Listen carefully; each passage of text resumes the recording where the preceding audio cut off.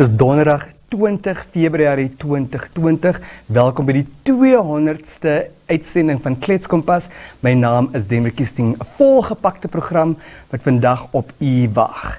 Net hierna gaan ek en kollega Alvira Hatting kyk na vandag se uitgawe van Reën, spesifiek die voorblad. Met betrekking tot die leiberig en hoe die storie intussen ontwikkel en ontvou het sy vroeër met Dawie de Klerk van die Hardap gesels oor wat daar op die oomblik aan die gang is. Ek het ook gesels met meneer Pohamba Shifeta. Hy is die huidige minister van die omgewing en toerisme en hy het gepraat oor sy termyn oor die afgelope 5 jaar, maar ook sy ministerie se betrokkenheid by Namibië Media Holdings se jaarlikse Namibië Toerisme Ekspo en hoe hierdie inisiatief bydra tot verantwoordelike en volhoubare toerisme. Geniet die program saam met ons as 'n bonus in die gees van die reën wat ons onmiddellik reg oor die land ontvang het een leser, Shamarine Engelbreg, 'n video uit die Reën omgewing gestuur en is deel ook 'n foto met u wat geneem is deur Wesley Brendel. Dit is donderdag met u.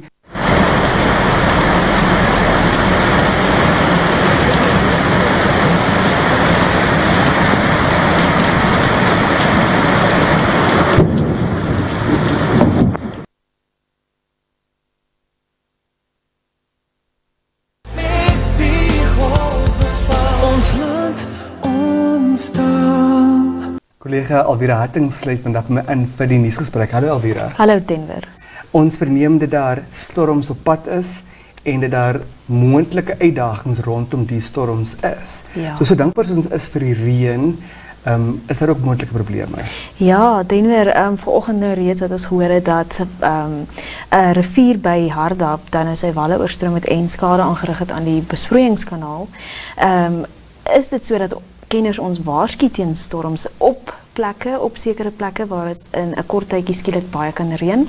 Dis blykbaar wat die huidige weerstelsel wat oor ons lê dan nou tot in staat is. So. Is daar rede tot kommer in hierdie stadium, Alvira? Denver, ek is altyd versigtig optimisties, maar daar is kenners wat waarsku spesifiek vir Hardap en in opvangsgebiede van die Hardap. Daar is groot weerstelsels wat daar ontwikkel en baie water kan neersit en soos ons nou reeds gesien het in hierdie geval waar dit skielik in 'n oogwink groot skade aangerig het en groot vloede.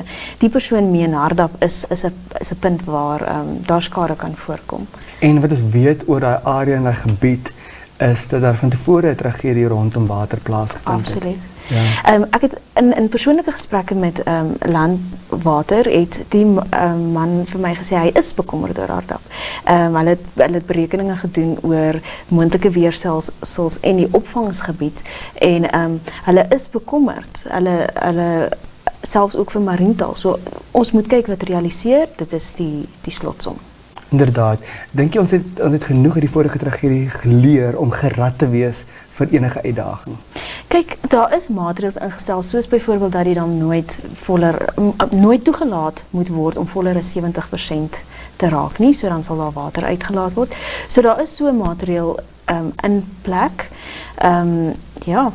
Weet ons wat die persentasie is op die oomblik van die dam? Ja, hy is vanoggend om 8, was die jongste inligting dat dit 9,3% vol is. Nou ons weet hy het gestaan, was dit dan nou nog gister in die 7%, so nee, dit gaan goed. So hy styg geleidelik. Hy styg en daar kom water en daar's nog klomp water op pad. Ja, en 'n ander watertragedie wat deels afgeweer is vroeër van dese week. Ja. Weet ons dat die skip van die Lusgroep se kaptein is steeds soek alweer. Dit is ook nog 'n baie hartseer vraag. Dit is Denver en ek dink die feit dat die soektog na hom afgelas is gistermiddag, is my ook baie kommerwekkend, jy weet. Niemand weet waar hy of wat het van hom geword in hierdie stadium nie. En 'n mens kan jy voorstel dat dit nogal onbegonne terrein is. So dit kan ook nie so maklik wees om te soek nie. Ja, diepsee. En 'n mens weet dat die kaptein se verantwoordelikheid is altyd om seker te maak sy of haar bemanningslede is okay. Ja. En dan mag hulle na hulle self omsien. Ja. Dis ook 'n baie groot verantwoordelikheid. Dit is ek dink hy het geslaag daarin, maar dit is 'n groot verantwoordelikheid en tragies dat hy soek is. Ja. En wat ons onderneem om te doen is om ons kykers deurlopend op die hoogte te hou van hierdie ontvouende berigte. Absoluut. Baie dankie vir die saamkuier. Dankie Denver. Ons land, ons taal. Enjoy extra flexibility with Extra View from DSTV. It lets you pop a TV up here, another over here, and one more up here. And great news, Namibia! You can now link up to 3 Extra View capable decoders and have the whole family enjoy their favorite shows in 3 different rooms at the same time, all under a single subscription. To find out more, visit dstv.com and enjoy extra viewing freedom for everyone.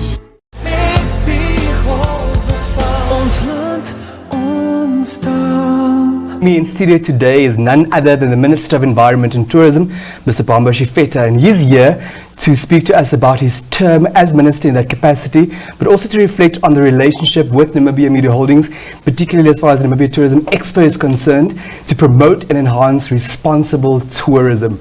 Good day, sir, and welcome. Good morning, good morning. And thank you for having me here. Good. I'm reliably informed that one is allowed to say Happy New Year until March. Yes, and the compliments. Thank you. This time we are still, the year is still young.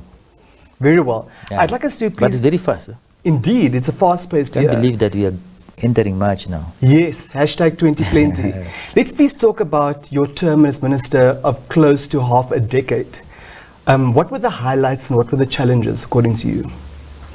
Yes, you see, the Ministry of Environment and Tourism is a very interesting ministry. Very exciting events there. And for those couple of years I've been with the Ministry of Environment and Tourism, very dedicated team there. And we have done a lot of work, and we are doing a lot of work too at the moment. There are things that we feel proud of that we have accomplished. It's a ministry, it's a team. Ministry of Environment and Tourism is mandated to, first and foremost, to conserve our natural resources and to preserve our natural resources, both conservation and preservation as well. And also to ensure that our environment is protected from harmful activities or destructive activities, and also to ensure that we utilize our natural resources on a sustainable basis. And that is the laboratory of our constitution. And that's why our constitution is one of those constitutions, if not only, that entrench environmental protection in it. There is no any other constitution that I've come across with that has entrenched environmental protection as much as Namibia's constitution does. So therefore, that Article 95L is very important, and it's mentioning that, and that's what people don't understand. Sometimes they don't read that constitution, the imperative of that constitution. That chapter 11, because that chapter 11 talks about the welfare of the people of Namibia, and those who find themselves in Namibia. And it says the state doesn't say the government. The state shall, and just sub article 1, paragraph L, it says shall put up policies to ensure the maintenance, among others, to ensure the maintenance of our ecosystems, our essential ecological processes, and our biodiversity. And more importantly, it says the state shall, not the state may. Not state may. And the shall, in our case law now, becomes must. And when you talk about the state, you're talking about everybody. It's inclusive. It's not the government. The government is just an element of the state. So it means that everybody, that means all 3 organs, main organs of the state, including natural persons. So all of us, institutions, private, so they must put up policies. It's not only Pohamba Shifeta's responsibility. No, it's not only my responsibility. And when we do the maintenance of our ecosystems, essential ecological processes and the biodiversity, and also make sure that we utilize these natural resources on a sustainable basis for the benefit of everybody, Thank all you. people of Namibia, Thank you. for present and the future. That means we don't consume for the present only. We harvest. That's the way the word harvesting comes in the tourism and in the environmental fraternity. Thank you, Honourable Minister. I would like us to also touch on some of the challenges and how those were overcome, because I can imagine it's not a walk in the park to run a ministry of this nature. Yes, you see, there are challenges, of course. We have issues of environmental violation of environmental laws by institutions and individuals, like some people undertaking listed activity according to Environmental Management Act number 7 of 2007 without environmental clearance certificate. And this has been done, and of course we have stopped some of the things. Can you cite some examples of that? Example of sand mining, for instance. It has been really, especially in the communal land, damaging environment completely. And you know, the environment must be beauty as it is to attract more tourists and to keep it as it is. So for the future generations, the future, we don't, you know, we don't bequeath something that is already distracted, destroyed. Destroyed. And we want to say now the future generations take over that thing. Apart from that, we had some natural resources being taken without proper procedures, following the procedures in terms of the Environmental Management Act. That is now to acquire certificate like timber harvesting. That is not in fact harvesting. If you don't have a clearance, you are looting because illegal activity that you are conducting, you are engaged in. We had some activities of poaching. Of course, poaching has now come down, but the incidence of poaching now, especially you know, influenced by myths. There are mythologies in the world today, and that you have. The same started with rhino horns. It heals this, whatever, you know, it cure this and that disease and that. There's so many. So we have the same now with pangolin, and these are protected species, and that's why we have to change the law so that all these protected species, highly protected species, must be protected highly in the law, and that's why we have to upper the penalties, both custodial penalties and also fines. So it must be higher. So if you, those who are in jail now waiting for trial, either on bail or remanded, and they were arrested after this law came into force, the Environmental Management Act, the two, because we have had to amend the two laws, the Nature Conservation Ordinance and also the our laws that protect the usage of our products. That is means wildlife products. To provide for stiffer sentences. Yeah, to provide stiffer sentences. And now you can be jailed for from maximum 15 years, 25 years, depends on the recurrence. If you are caught today and after again you were sentenced, you get, so it will be double, it will double. So you're talking about paying millions now, from 50 million upward. Thank you. 15 years upward. So those who are waiting trials, waiting inmates, and they are waiting for, they were arrested during this act came in, the two amendments came into force. That means after that amendment came into force, this new law, when it comes to penalties, prevails now.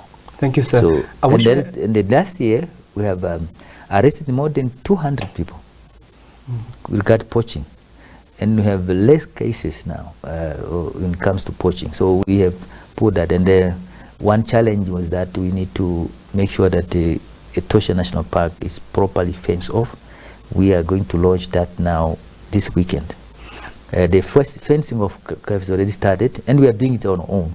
We don't need any contractors anymore. The contractor will just rip the money off, and we are left with nothing at all.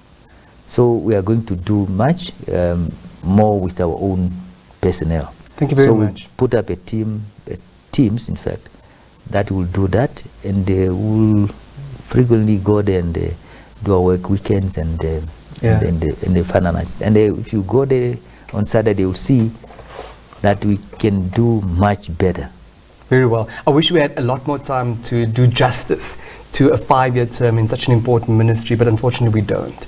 I would like us to very briefly reflect on the state of tourism in the land of the brave, and how can we better leverage this industry to help enhance economic growth even further than it already does. Yes, tourism is one of those sectors that are very, very performing well currently, and it's been performing well, and it's growing, the fastest growing sector now in Namibia.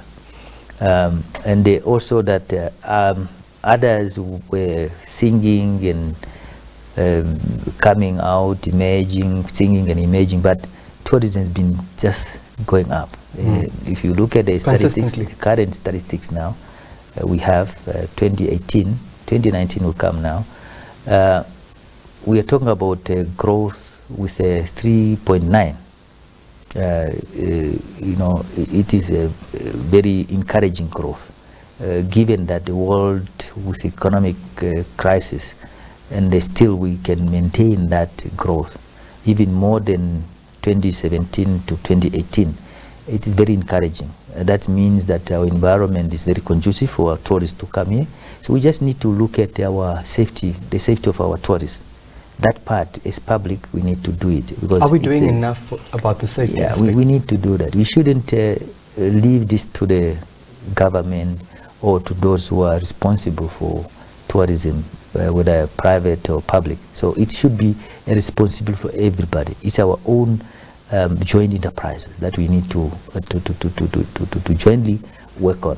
So if you look at the importance of tourism, last statistic, we have 1.5 million tourists arrived in Namibia.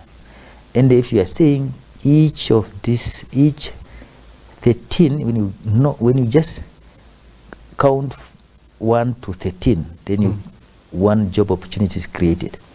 And if you divide that 1.5 with 13, it will give you how many jobs were created within that period of time.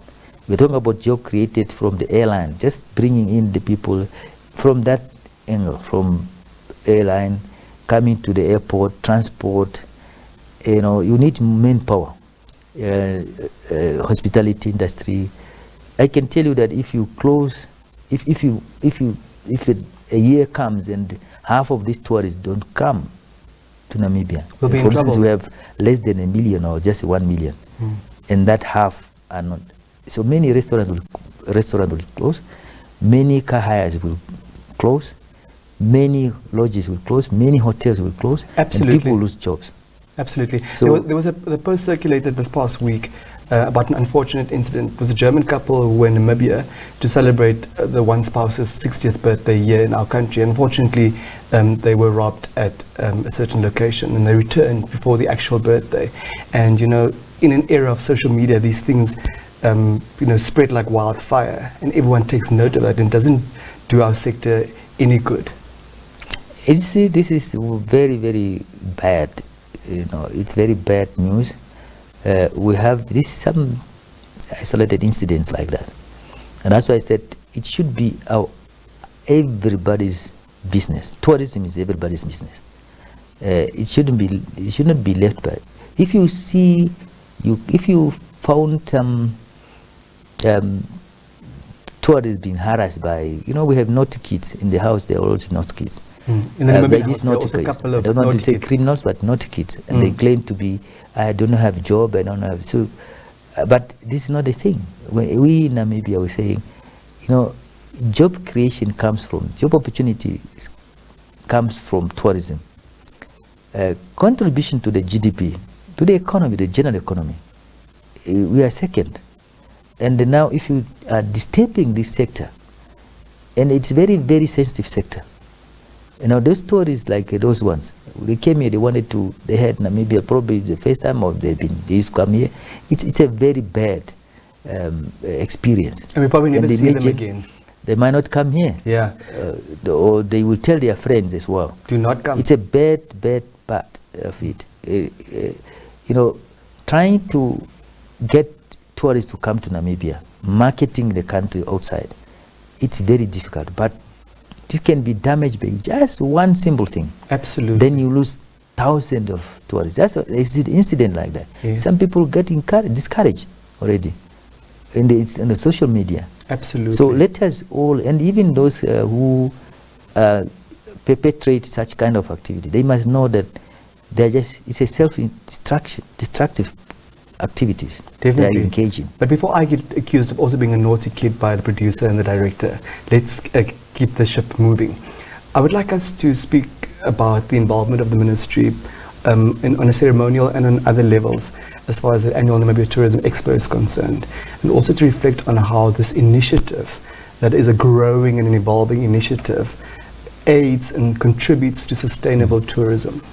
Very good. I'm happy that Namibia Media Holdings has been a partner here. Yeah. And that partnership really borne fruits. And it's bearing fruit, continue to bearing fruits. And I'm happy that. And really we need to keep up this partnership. Tourism, as I said, is everybody's business. So everybody has to play his or her role, her part. You need to do that. And I really have to appreciate that the Namibia Media Holding has been really keeping us, especially this Expo, Tourism Expo, floating. And we move forward. And we're looking forward to meeting you again this year's Expo. And it's growing. You could see people, you know, we started with few, but you see people coming from not only Namibia, but from different countries, not only in Africa, but outside Africa too. Despite the economic turbulence. Yes, it is something that has really attracted so many showcases, those who are showcased to come here to showcase their products and services, which is that is what we want in the industry, and it's good that you joined us. Yes, in that. We're happy to have joined you, and thank you also for what you contribute to that initiative. But I would like us to briefly unpack how has it aided sustainable and responsible tourism, because that's what it's about. Yeah, you see, we have come up with two strategies, tourism strategies. And these strategies also we have now have appointed first interministerial committee that to implement what we are jointly, because as I said, tourism is everybody's business, and tourism touch many sectors and many agencies and many offices and all of us. So we have that interministerial committee, and that interministerial committee is there to implement and to look at loopholes. And we have an advisory committee as well. And the advisory committee is composed of private and public jointly. And we want to be inclusive, and we want to make sure that the industry, so the sector itself in general has an understanding of what is going on, should at least give us information, should generate ideas as to how to move forward with the tourism forward. So, and that is working, but of course sometimes you have people who have no time to attend this meeting, but we are identifying some loopholes, whether the loopholes are in some other sectors that affect tourism, and that's why we put up this interministerial committee to work and make sure that these are done. The ideas that we generated from advisory council, then implemented here. Very well. Yeah. We know you're a busy man, so before I let you go, in conclusion, we know that the 21st of March 2020 is a very important day, and to members of the public and even to members of the media, we don't know yet what will happen after then. What does the future hold for Pohamba Shifeta? With regards to the public work, Yes, yes. It's in the hands of the appointing officer and the public. First, my position is I'm appointed. That is my status in this position. The appointing officer is there, and also for the public, up to see whether I'm doing something or I'm not doing something. But I'm there. I'm doing the public work. But I have many other ways to do so. But I'm an elected member of parliament. You did very well, in fact, as far as the electoral college is concerned. Whether to remain in parliament or to, and that's leave it to the appointing officer and the appointing authority, and we'll be able to see what is there. But there was a time I thought, I don't know, I think maybe it will be sometimes enough to, then you can go and do your private work. But you see some of the things that you don't learn to do, and then maybe because of that, that's why I'm still here today. Thank you. Yeah. Thank you very much for your time, and thank you for sharing how the journey has been thus far, and we're excited to hear what the future holds. Thank you very much. Tapandula Unene. Thank you. Tapandula. The Honourable Minister of Environment and Tourism, Mr. Pohamba Shifeta, but please do not go away. There's a bit of a surprise, so stay tuned.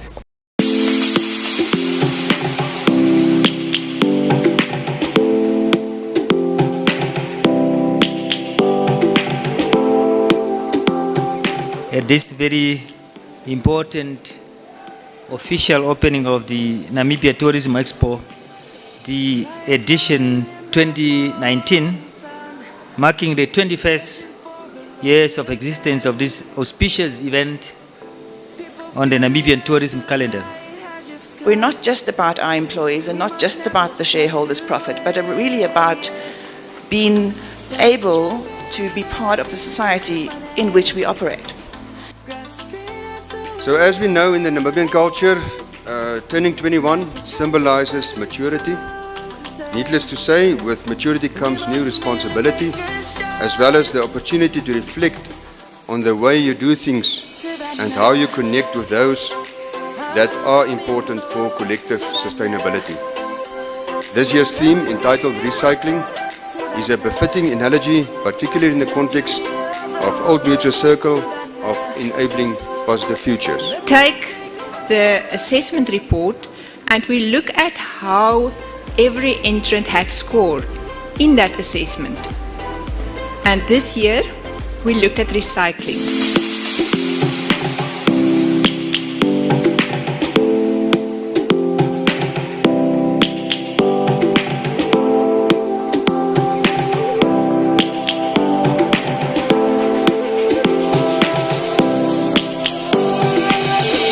Lions roaring in the morning sun, searching for a longer day. People feeling like the light has just come. We must never stop the way. Birds jumping and I hear my name, grasping into life. Life is happy but it's so insane. We must merely make a start.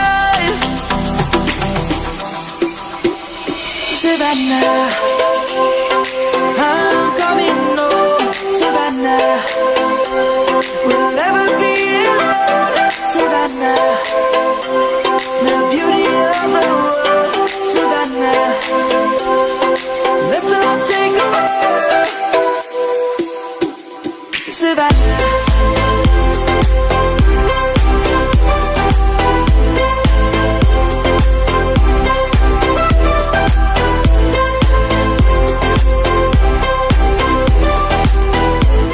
Vandag was the winner, congratulations. The lion's gonna come. One of the programs that we have is called Kletskompas, it's an Afrikaans program, and we have an introduction in the beginning. And if you please go and watch Kletskompas, the Afrikaans program every morning at 10 o'clock, you'll see one of the images there on environment or people from Ndanga, because I couldn't get a better caption of an image, how passionate they are about managing the challenges that they are facing. And I think the story is more about that passion, making sure whatever challenges we are facing as a town, to clean it. Savannah, I'm coming home. Savannah, we'll never be alone. Savannah, the beauty of the world. Savannah, let's all take a walk. Savannah, I'm coming home. Savannah, we'll never be alone. Savannah, the beauty of the world. Savannah, let's all take a walk.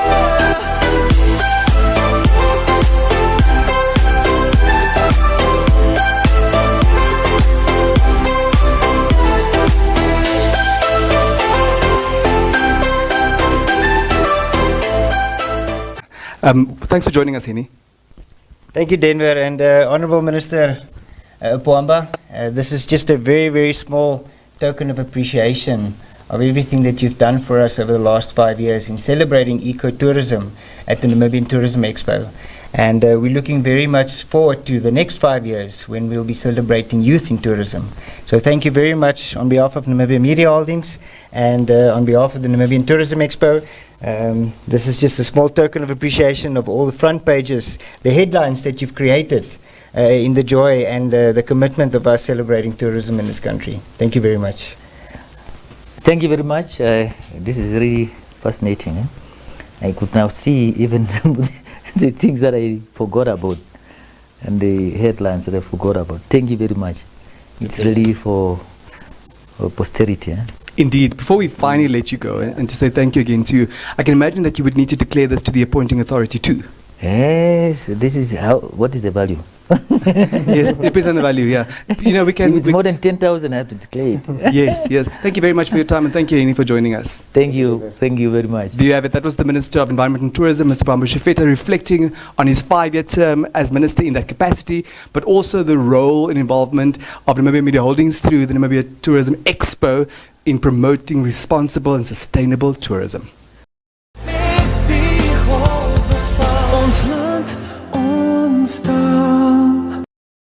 The Best in African Storytelling presents unforgettable moments in African drama. Wow. The romance. Will you marry me? The inspiration. The laughter.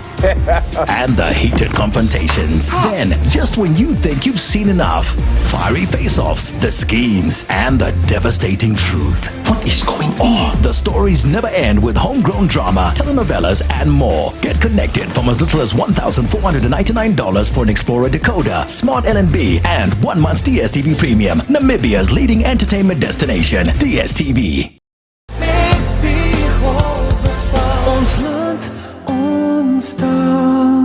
Welkom by Kletskompas. Vandag gesels ons met meneer Dawie de Klerk. Hy is die ondervoorsitter van die Akkerbou Produsentenvereniging en dan nou ook 'n besproeiingsboer op die Hardap besproeiingsskema. Oom Dawie, ek verstaan dat ons het nou ons onderhoud beplan en alles, maar ek verstaan daar's 'n krisis vandag op Hardap. Ja, Elvira, weet jy, ons het nou alles mooi voorberei, maar intussen jy weet mos, hoe gaan dit met die weer, intussen het baie goed verander. Laas nag het die Dawie rivier so plus minus 15 km noord van Mariental het geweldige reën gehad. En as gevolg van die feit dat die kanaal nou leeg was, nie voeding gegee het vir die skema nie, het die kanaal oorstroom en omtrent 40 meter ver se panele van die kanaal het ingestort, groot pyplyne, hoofpyplyne het oopgespoel. Net vinnige update, die CEO van Hamwater in samewerking met hulle hidrologie en ingenieursdepartement is nou besig om 'n procurement dokument op te stel. Alle kapitaalprojekte is onmiddellik op hold gesit en sal daar indringend aandag gegee word om vandag nog so gou as moontlik masjinerie op die perseel te kry, sodat die skade kan herstel word, andersins kan ons nie binne die afsienbare toekoms weer water in die kanaal toelaat om besproeiing te hervat nie. So dit is regtig nou 'n krisis. Dit is 'n krisis en ek meen ons het 'n paar weke of hierdie afgelope maande verslag gelewer oor dat die Hardap leeg is en Korrek.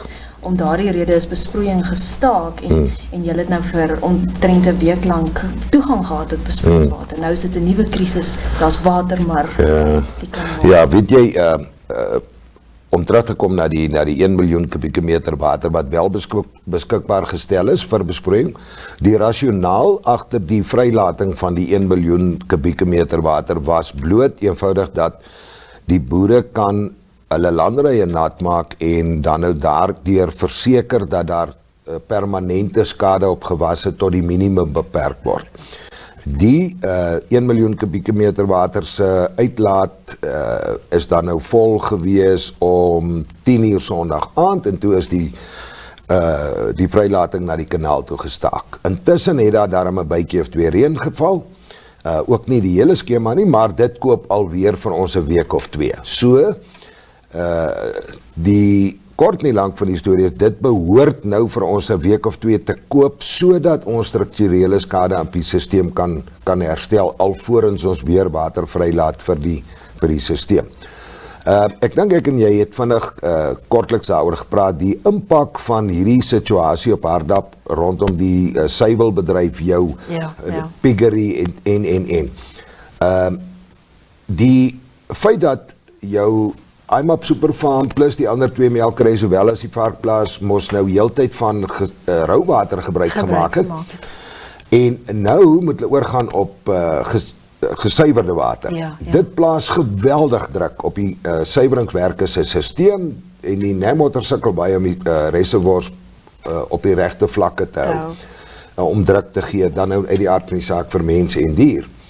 Daar is wel 'n drukstasie of 'n drukpompstasie in beplanningsfase, maar die tender is uitgegee en ek dink die timeframe is plus minus 4 maande voordat die ding in werking gaan wees.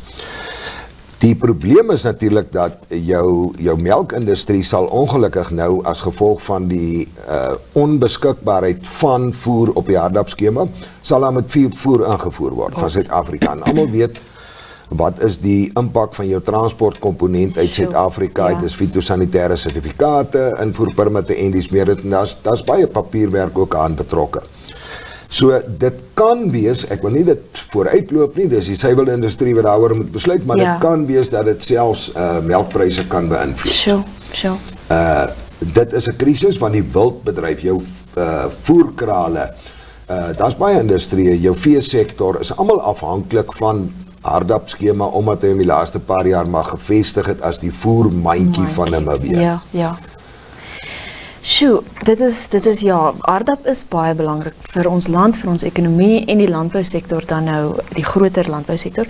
Maar om terug te kom na die dam, hoe lyk dit in hierdie stadium? Is daar nog steeds water besig om in te vloei? Ja, so jy vra, daar is doodseker nog op die oomblik water wat inkom, van die Kalfrivier, Visrivier by Koep, en dan verstaan ek ook, daar is water van Homsas af op pad.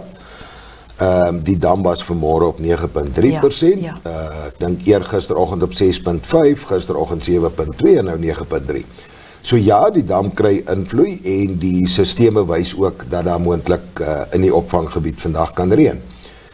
So op hierdie stadium, ek en jy het al daaroor gepraat, wat jy vir my gevra het, wat is plan B? Ek wil vir jou sê, daar is nie 'n plan B nie. Ons is uitgelewer in die hoër hand. So ons moet maar glo bid en vertrou dat die Here op sy tyd sal water gee en dat ons dan kan aangaan, want ons het al daaroor gepraat, die sosio-ekonomiese impak op die skema, op die Hardap streek, op die dorp, die gemeenskap.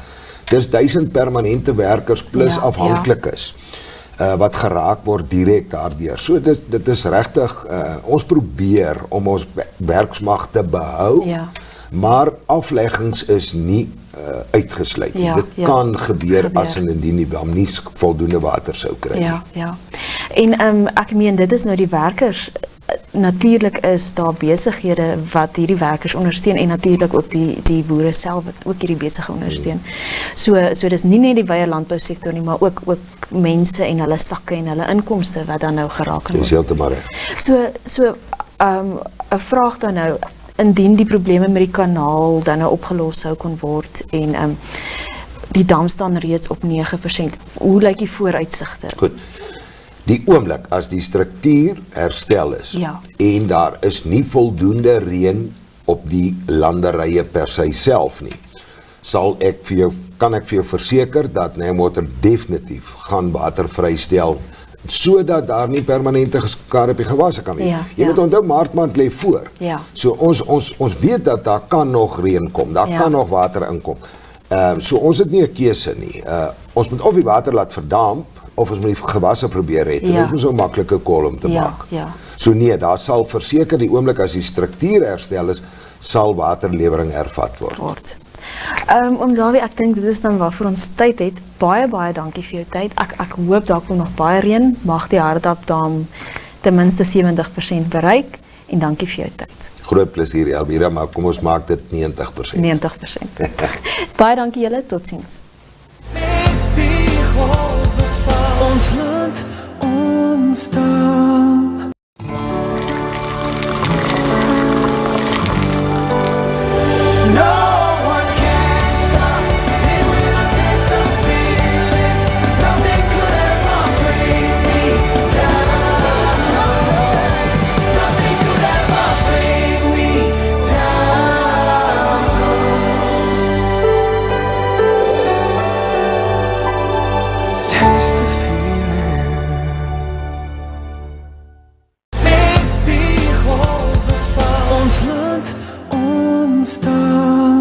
Wat ons baie sal waardeer as u aanhou om u reënvideo's, die reënfoto's met ons te deel. Ons geniet dit en ons is baie bly oor die reën. Maar u moet ook vir ons laat weet as daar enige probleme ontstaan in die omgewings rondom reën. Ons weet dat daar veral in die Hardap op die oomblik in die omgewing van Mariental moontlike uitdagings is. So as daar kwellinge is, laat weet ons ook. Baie dankie vir die saamkuier vandag. Lekker Woensdag verder.